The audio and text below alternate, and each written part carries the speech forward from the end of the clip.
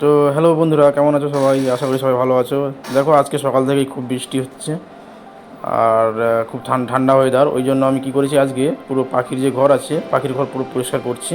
দেখো, এইগুলো সমস্ত কিছু বাচ্চাগুলোকে আমি এক জায়গায় সব রেখে দিয়েছি একটা ট্রের মধ্যে। এগুলো এখানে ময়ূরপঙ্খীর পায়ের বাচ্চা আছে, লুটন বাচ্চা আছে, সেরাজু, মুখী, সবার বাচ্চা কিন্তু এখানেই রেখে দিয়েছি আমি। এরপর আমি কী করছি, পুরো ঘরটা ক্লিন করে দিচ্ছি স্প্রে করে। যা স্প্রেতে করছি আমি ওই কেরোসিন তেল, যেটা মাটির যেটা তেল হয়, কেরোসিন তেল সবাই জানো। এই কেরোসিন তেল দিয়ে আমি পুরো যে পাখির যে ঘরগুলো, সমস্ত ঘরগুলো আমি কিন্তু ক্লিন করছি, যাতে পোকামাকড় না হয়। কেন বাচ্চা হয়েছে, পোকামাকড় হলেই প্রবলেম হবে। দেখো তোমরা আমি কীভাবে স্প্রে করছি।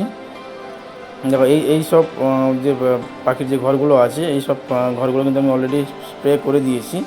যত যত রকমের নোংরা ছিল সব কিন্তু বেরিয়ে গেছে, পোকামাকড়ও ছিল, সব কিছু বেরিয়ে গেছে। এখন আর কিছুই নেই।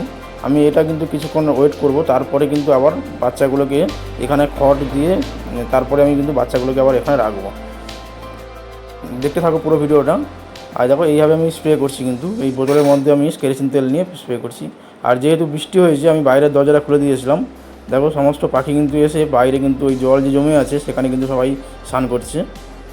দেখো, সবাই একসঙ্গে এখানে নেমে সবাই স্নান করছে।